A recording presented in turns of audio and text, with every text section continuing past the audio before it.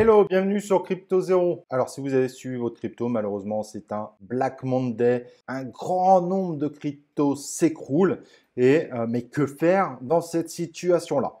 Je vais essayer de vous aiguiller, bien évidemment. Vous devez faire vos propres choix. Il n'y a vraiment que vous qui peuvent prendre la bonne décision car c'est très difficile dans ces moments-là de savoir réellement ce qui va se passer. Donc en effet, le marché depuis un jour s'effondre, surtout là de ces dernières heures de à peu près 8 à 9%, donc ce qui est quand même assez énorme. Et dans ce cas-là, ce que font certains stressés, ils vont transférer leur argent sur des stablecoins.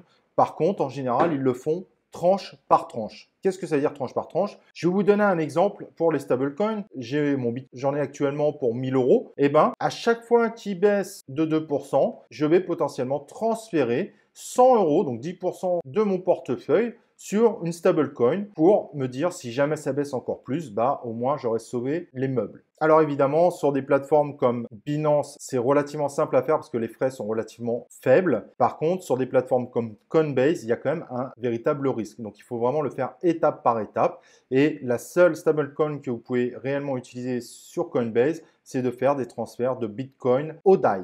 Le DAI est assez excellent et relativement stable, mais à chaque fois que vous transférez, vous savez que vous perdez quand même une partie de vos investissements. C'est indéniable. Donc, le truc à ne jamais faire, c'est de tout transférer d'un coup, surtout sur des plateformes comme Coinbase où les frais sont quand même assez importants, mais plutôt d'essayer de le faire étape par étape parce que si jamais le marché repart à la hausse, vous pouvez perdre, mais vous pouvez potentiellement ne pas forcément perdre. Par contre, tous ceux qui font des transferts du jour au lendemain, il y en a beaucoup qui finissent par être déçus parce que le marché finit parfois par remonter. Donc, il y a deux solutions par rapport à la situation actuelle parce que potentiellement, on peut avoir un correctif qui aille jusqu'à 30%. Ça, c'est déjà vu en 2017. Mais ce qui est normal en revanche, soit vous ne paniquez pas et vous gardez intégralement votre portefeuille, car il y a quand même beaucoup de chances que ce soit un simple correctif, soit vous tentez de passer peu à peu vers un stablecoin et de racheter au bon moment, ce qui peut vous permettre aussi de faire une petite plus-value sur vos crypto-monnaies. Si tu ne suis pas plus que ça les cours, mais que tu es juste en panique, en général, on recommande plutôt de rien faire. En revanche, si tu veux jouer un peu,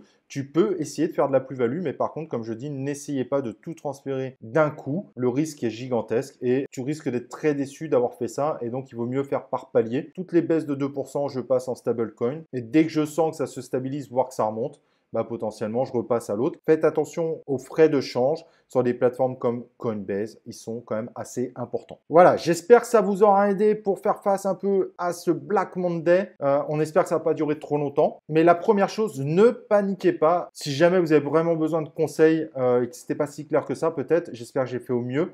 N'hésitez pas à utiliser la zone commentaire. Je me ferai un plaisir évidemment de vous aider. Allez, on se retrouve évidemment pour une prochaine vidéo sur Crypto Zéro.